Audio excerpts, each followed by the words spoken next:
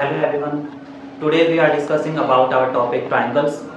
Firstly, we will start about what is a triangle. You have already studied about triangle that it is a side which has three sides, three angles and three vertices. It is a 2D figure in which we can give it a name A, B, C, where A, B and C are its vertices.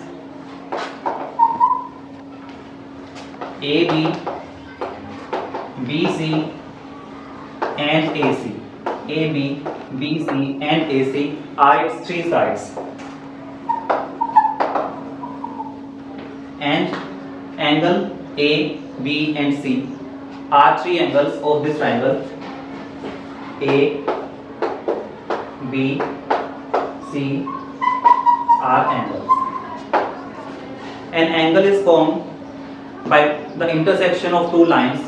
Here line AB and line BC is intersecting at point O B. So angle B can be also named as angle ABC. Similarly, angle A can also be named as angle BAC and angle C can be named as angle ACB.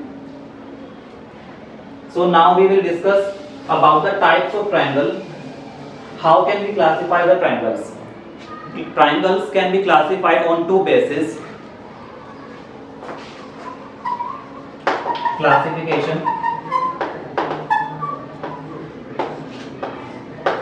on the basis of sides and on the basis of angles. On the basis of sides, there are three types of triangles. First, scalene triangle. Second, isosceles triangle. And third, equilateral triangle.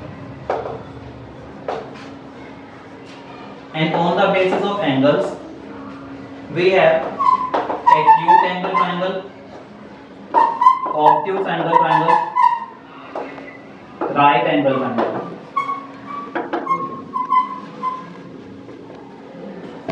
Firstly, what is a scalene triangle? A triangle which has all the three sides of different lengths. For example,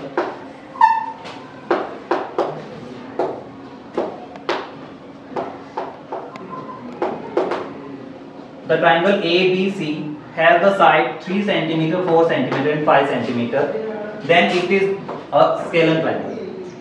Similarly, if any triangle have any two sides of equal length,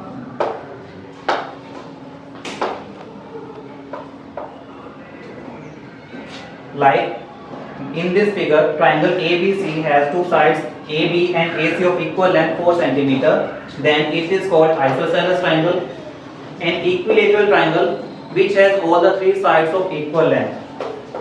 As in this figure, we can say that all the sides are 4 cm. So this is an equilateral triangle. Similarly, if we come on the basis of angles, a triangle whose all the three angles are less than 90 degree.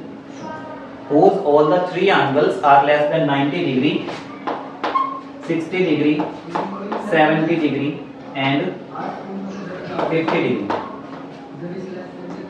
All the three angles are less than 90 degree, so it is an acute angle triangle. Next, if any one angle is greater than 90 degree, out of three, if any one angle is greater than 90 degree, then it is called an obtuse angle triangle. We can say that 100 degree, 40 degree and 40 degree. Here 100 degree is more than 90 degree, so it is an obtuse angle triangle. Last, right angle triangle, in which any one angle is exactly equal to 90 degree. This is called a right angle triangle. Other than these two categories, we can use the combination of these two categories, like from here we can take an isosceles triangle and right angle triangle. Any right angle triangle in which one angle is 90 degree and the two sides adjoining the right angle, that is base and height, base and perpendicular, are equal. In this condition, we can say this is an isosceles right angle triangle. These are the triangles.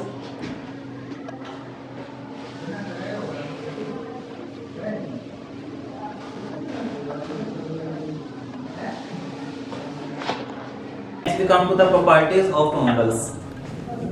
Any two or three or more than two triangles can be of same or different sizes. Some triangles have smaller length, some triangles are bigger length. If any two triangles are exactly equal in size, if they have all the sides or all the three angles equal, then what we call them? They are called congruent triangle or equal triangles.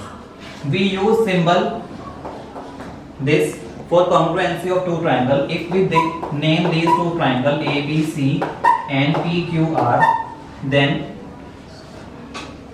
triangle ABC is congruent to triangle PQR. How it is congruent? It can be congruent by following some rules. First rule is SSS, congruency criteria. Second rule is SAS, congruency criteria. Third rule is ASA, congruency criteria. Fourth rule is AAS, congruency criteria. And last, fifth rule is RHS, congruency criteria. According to first rule, if all the three sides are of equal length, for example, AB is equal to PQ, BC is equal to QR, and AC is equal to PR. In this condition, we can say that it is following the first rule SSS, congruency criteria. For second rule SAS, any two sides must be equal and the angle included between them should be equal. Like if we use this angle B, it is included between two sides AB and BC. And in this side, if we use side PQ and QR, then angle Q must be equal to angle B. Then AB is equal to PQ, BC is equal to QR, and angle B is equal to angle Q. So SAS rule follows in this condition. Next, third rule ASA. If any two angles like angle A is equal to angle P, next any angle B is equal to angle Q, and the side included between those two angles must be equal. AB is equal to PQ. In this condition, we cannot take any other side like BC and AC.